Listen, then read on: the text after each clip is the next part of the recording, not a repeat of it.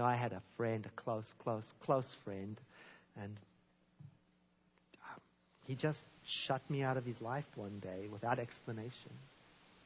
Just turned it off. And, ideally I wanted a conversation and an explanation. I wanted to be heard, and I'm a spiritual being. And I had to learn that wasn't available, And can I still love him and support his choices and even pray for the fulfillment of his decision, even if that means never talking to me again?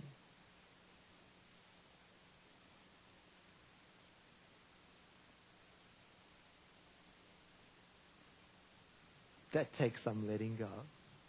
That's what release is about. Do you know? The next one, release.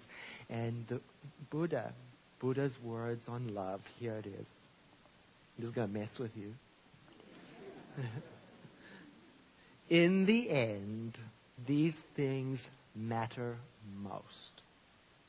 How well did you love? How fully did you love? How deeply did you learn to let go? See, when I first read that, I said, what is Buddha talking about love and talking about letting go? Because, when I first encountered it, I was all in my culture. Love is about holding on. Prove how loyal you are. Stay forever. Don't do anything wrong. Cling, cling, cling. Went the trolley.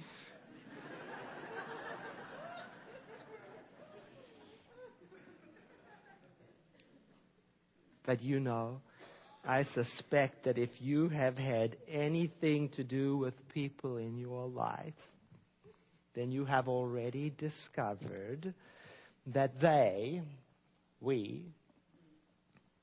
cannot be held on to in any way whatsoever. Cannot be controlled in any way whatsoever. We have minds and thoughts, directions and choices.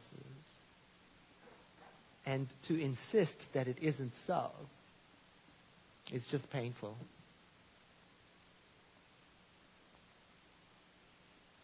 I used to say relationship, romantic, all kinds of relationship was compromise.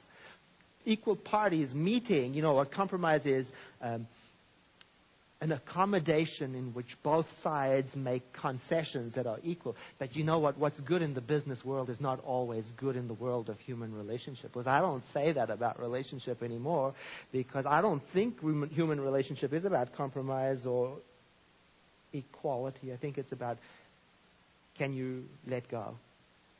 I think human relationship is about what Buddha says. How deeply did you learn to let go? Release. I think if happiness depends on both sides making concessions or similar contributions or being equal, it's not going to be a happy life. Because it just doesn't match what's going on. In this regard, life is not fair. Take, for example, just because you're all into activating love for others, it doesn't mean that you'll be welcomed on equal ground out there. So to learn from that, let's not force our program on other people. Take, for example, just because you see yourself as loving and spiritual and kind, doesn't mean that others will agree with that or even see you in the same light. So we learn from that to just honor that you might not be welcomed in the same light that you see yourself in, but you've got to work your program anyway, with or without agreement. Your job is to love the world. Their job is to do whatever they want.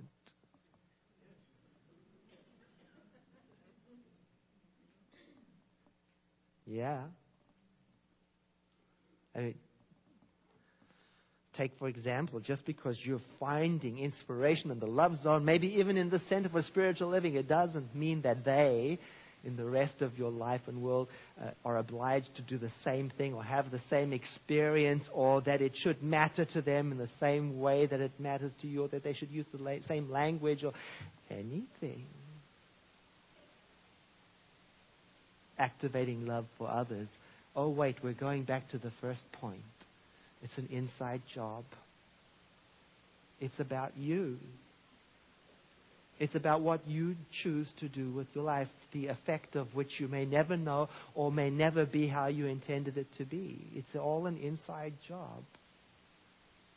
Your job is to love the world to the best of your ability, and their job is to do whatever they want. I suppose it's a joyous thing if you're willing to if you're willing to take a real good, honest look at yourself and how you are spreading love around the world. You know? In other words, asking, what effect is your loving having on the people around you? Some good learning right there. Let's take some beautiful questions. I'll exaggerate the intensity of them for starters. The first one is, do I leave a trail of wounded and bleeding people behind me at the end of the day?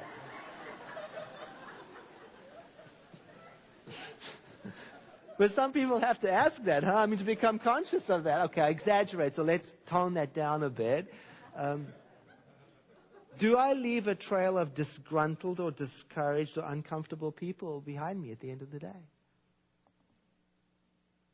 Or you can tone it down a little and say, at the end of the day,